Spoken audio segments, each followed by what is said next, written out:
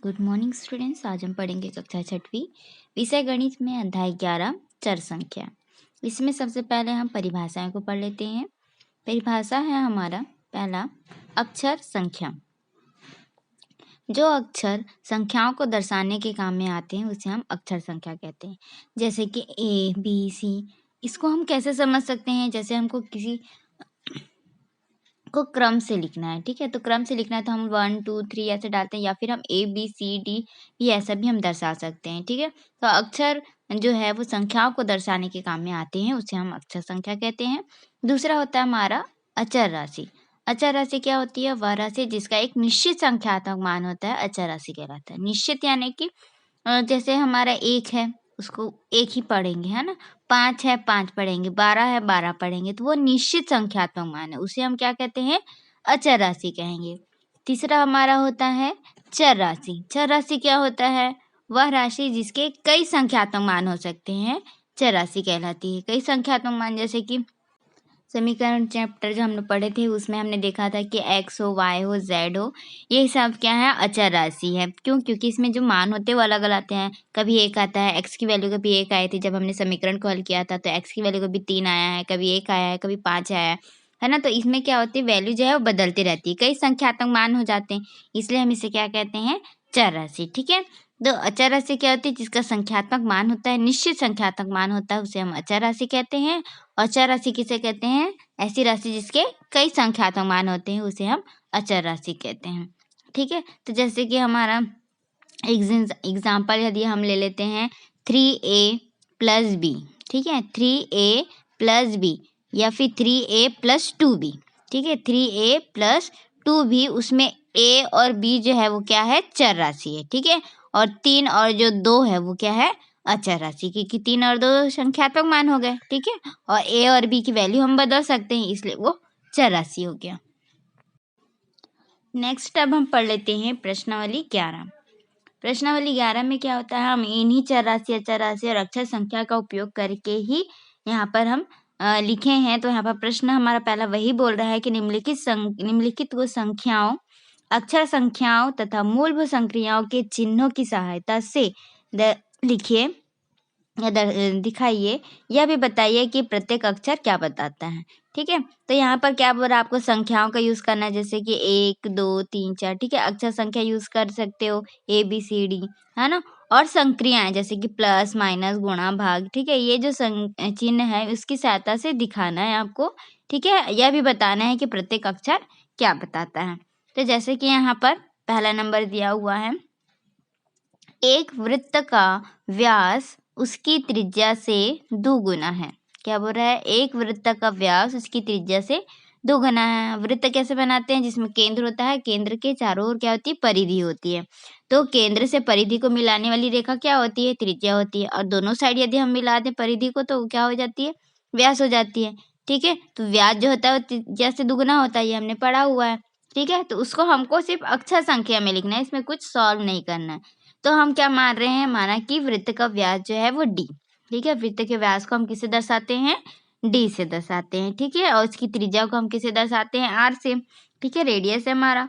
तो इस तरह से हम उसको लिखना चाहें तो क्या हो गया? वृत्त का व्यास, वृत्त का व्यास क्या होता है? d होता है, बराबर में क्या हो जाएगा? त्रिज्या का दुगुना, यानी कि त्रिज्या यानी r से दुगुना यानी कि गुणा में 2। तो इस तरह से क्या हो जाएगा? d = 2r, ठीक है। जो d है यानी कि व्यास जो है वो त्रिज्या का दुगुना होता है, ठीक है। तो इस तरह से हमने लिखा है d = 2 r मल्टीप्लाई बाई 2, क्योंकि त्रिज्या से दुगुना बोला है इसलिए r मल्टीप्लाई बाई 2 किए हैं। अब r और 2 का गुणा करोगे तो क्या आ जाएगा? 2r हो जाएगा। तो इस तरह से हम लिखे हैं d = 2r। सेकंड क्वेश्चन है हमारा, एक आयत का क्षेत्रफल जिसकी लंबाई में चौड़ाई के गुणनफल के बराबर है, ठीक है। एक आयत का क्षेत्रफल, तो क्षेत्रफल को हम किसे दर्शाते हैं? a से दर्शाते हैं, एरिया, ठीक है। लंबाई को हम दर्शाते हैं l से, ठीक है, लेंथ। चौड़ाई जो है उसका ब्रेथ है, ठीक है। तो यहाँ पर चौड़ाई b से दर्शा रहे हैं।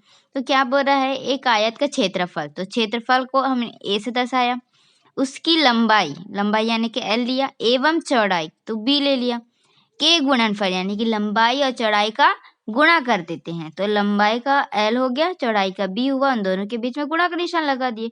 उसका जो गुणनफल है वो किसके बराबर है, बराबर है बोल रहा है, किसके बराबर है, क्षेत्रफल के बराबर है, तो a बराबर में हो जाएगा। तो इस तरह से a बराबर l गुणा b हो गया। थर्ड है हमारा विक्रय मूल्य क्रय मूल्य तथा लाभ के योग के बराबर होता है। विक्रय मूल्य जो है वो क्रय मूल्य तथा लाभ के योग के बराबर होता है, ये हमको बोल रहा है। तो हमने यहाँ पर लिखा कि विक्रय मूल्य को हम किसे दर्शाते हैं, ठीक है, सेलिंग प्राइस से दिखा रहे हैं, ठीक है। क्रय मूल्य जो है वो कॉस्ट प्राइस हो गया, ठीक है, और लाभ जो है हमारा प्रॉफिट हो गया, इसलिए पी से दर्शा रहे हैं। तो इस तरह से हम क्या लिखेंगे, विक्रय मूल्य क्या लिखेंगे, एस पी, ठीक है। क्रय मूल्य क्या लिखे, सी पी, और लाभ को क्या लिखे, पी लिखे। दोनों का जैसे वहां पर गुणनफल बोला था, यहाँ पर हमको योगफल बोला है, तो हम प्लस का निशान लगाए, किसके बराबर है, विक्रय मूल्य के बराबर, इसलिए बराबर का निशान हो गया, ठीक है।